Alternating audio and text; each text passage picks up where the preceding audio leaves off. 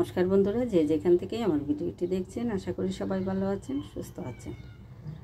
তো গতকাল বাসায় আসছি, তো আসার কোনো কিছুই আপনাদের সাথে শেয়ার করতে পারলাম না, খুব ব্যস্ততার মধ্যে চলে আসছি। তো এসে তো দেখি যে বাসায় কেনাকাটা সবই ওরা কমপ্লিট করে ফেলছে, যার যার জায়গা থেকে সবাই। তো আমি শুধু অতিথির মতোই আসছি। আসার পরে ওরা আমাকে ওদের জিনিসপত্রগুলো দেখালো, কে কী কিনেছে। তো আমার তো মনে করেন সব দিকেই যন্ত্রণা, বাসায় না এসেও পারি না, আবার বাড়িতে না থাকলেও চলে না, সব মিলেই কিন্তু খুব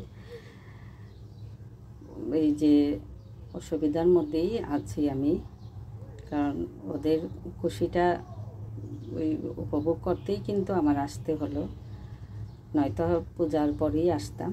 তো এদিকেই যে নাতনির কেনাকাটা এগুলো দেখলাম। আর ছেলে মেয়ে তো এখন বড় হয়ে গেছে, যার যার মতো করে কিনে ওদেরটা দেখাতে পারি না, ওদেরকে টাকা দেওয়া হয়। আর নাতনি যেহেতু ছোট, তো ওর জিনিসগুলো দেখেই আমরা মোটামুটি কেনাকাটাটা উপভোগ করি, যে সবারটা না দেখাতে পারলেও নাতনিটা দেখাই।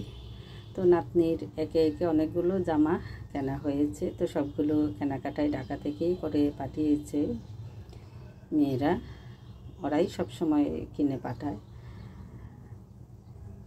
তো এই যে ওর অঞ্জলি দেবে, এটা পরে অষ্টমীতে, এই জন্য এই সাদা জামা। তো আজকের ভিডিওটা ছাড়তেও সময় একটু দেরি হয়ে গেছে, কারণ হঠাৎ করে বাসায় এসে তারপরে সব কিছু ওই যে কেমন জানি একটু আটকা আটকা লাগে। তো এই যে দুটো বিছানার চাদরও মেয়েরা কিনেছে আমার জন্য। তো আমার পুজোর কেনাকাটা বলতে এই বিছানার চাদরটাই, দুটো চাদর। আর আমি এই পুজো আসলে আমার এই যে কিছু জিনিসের প্রতি দুর্বলতা থাকে, যেটা ওই যে কাপড় চোপড়ের চাইতেও ওই যে বিছানার চাদর, ঘরের কিছু আসবাবপত্র, এগুলির প্রতি একটু দুর্বলতা কাজ করে। ওরা বুঝে বুঝে কিনে ফেলে যে মা কিসে খুশি হবে। তো এই যে চাদরটা, এই ক্যামেরাতে কালারটা আসছে না, কিন্তু এমনি একেবারে কড়া কাঠালি কালার। দুটো চাদরই, তার আগে একটা দেখানো হয়েছে ওই যে প্রিন্টের, আর এই চাদরটা। তো মোটামুটি সবারই কেনাকাটা হয়ে গেছে। তো সবচেয়ে খুশি হয়েছি নাতনির কেনাকাটা দেখে, ওর পছন্দ অনুযায়ী ওর সব কিছুই কেনা হয়েছে।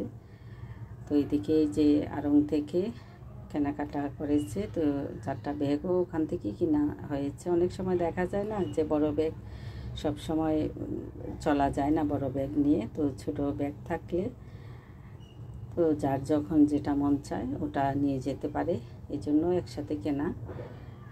এবার এই যে নাতনির জুতোগুলো, তো জুতোগুলো কিন্তু আমার শহর থেকেই কেনা, কারণ জুতোর মাপটা কিন্তু খুব ঝামেলার, যে না জেনে শুনে কিনলে দেখা যায় অনেক সময় ছোট হয় বড় হয়, এই জন্য এখান থেকেই কেনা হয়েছে। আর নাতনি কিন্তু বয়স তার 11 বছর, কিন্তু ফিগার এত বড়, ক্লাস 6-এ পড়ে, কিন্তু এর জুতা আমরা সবাই পরতে পারে, আমার জুতা আবার আমাদের জুতা আবার ও পরতে পারে, এরকম আর কি, অনেক বড় সড়ো ফিগারের।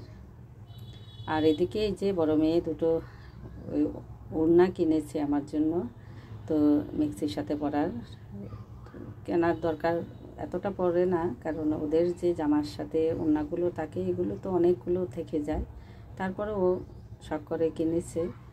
আর এই যে দেখুন নাতনির ব্যান্ড, তারপরে ক্লিপ, নেল পালিশ, আরও অন্য এই যে সাজুগুজুর জিনিস, সবগুলোর নামও আমি বলতে পারবো না।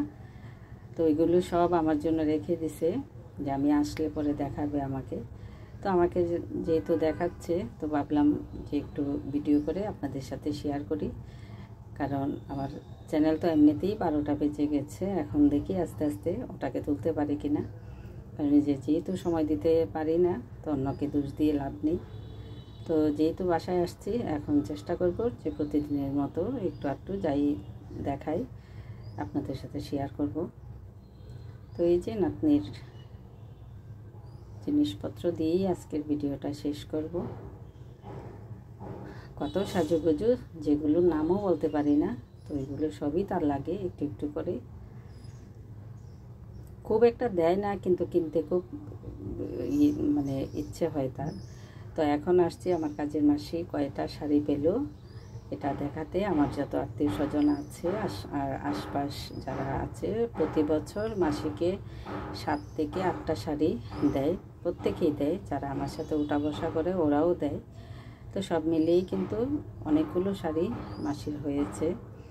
তো মাসির শাড়িগুলো আপনাদের সাথে শেয়ার করলাম। মাসি কিন্তু এত এত শাড়ি পায় প্রতি বছর, কিন্তু সে পরতে রাজি না, সবগুলো কিন্তু বস্তা ভরে রেখে দেয়।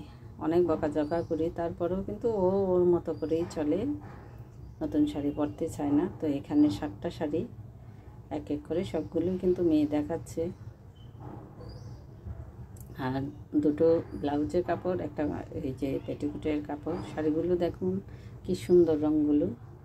তো একটা শাড়িও পরতে চায় না, শুধু আমি যেটা দিই ওটাই পরে, এর বাহিরে কিন্তু সে কোনো কাপড়ই পরতে চায় না। আর বকা দিলে বলে যে গ্রামের বাড়িতে কাজ করি, এত ভালো ভালো শাড়ি পরে কিভাবে থাকবো, শাড়িগুলো তো নষ্ট হয়ে যাবে, এরকম বলে। তো এই যে এই শাড়িটা আমি দিয়েছি, আমার মেয়েও দিয়েছে, তারপরে আরও আত্মীয় স্বজন ওরাও দিয়েছে। তো সব মিলে মাসির প্রতি পূজায় কিন্তু 7 থেকে 8টা শাড়ি হয়। ওটাও দিয়েছে একজন, এই টাঙ্গাইল শাড়িটা। তো ওটা ওর জন্য অনেক ভারী হয়ে গেছে, তারপরেও বলছি যে পরার জন্য পূজা, এই শাড়িটা অনেক সুন্দর, ওর জন্য অনেক সুন্দর।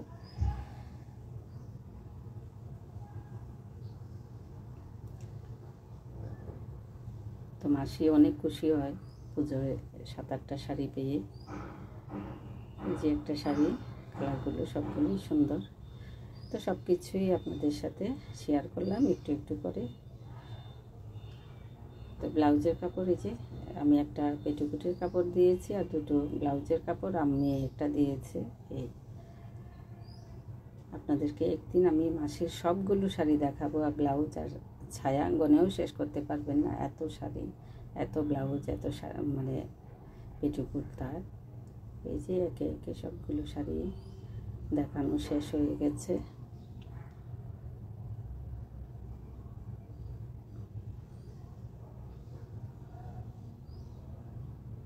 সবগুলো শাড়ি কিন্তু খুব কড়া। তো এখন মাসি শাড়িগুলো গোছাচ্ছে।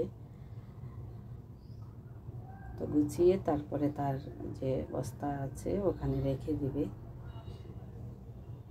মাসি নিজে থেকেও কিন্তু নিজের কাপড় চোপড়গুলো অনেক সুন্দর করে রাখে, অনেক ভালোবাসে। তো সব শেষে এই যে আপনার সবগুলো আবার দেখাচ্ছে। তো আজ এই পর্যন্তই। ভালো থাকবেন, সুস্থ থাকবেন, আমার পাশে থাকবেন। ধন্যবাদ সবাই।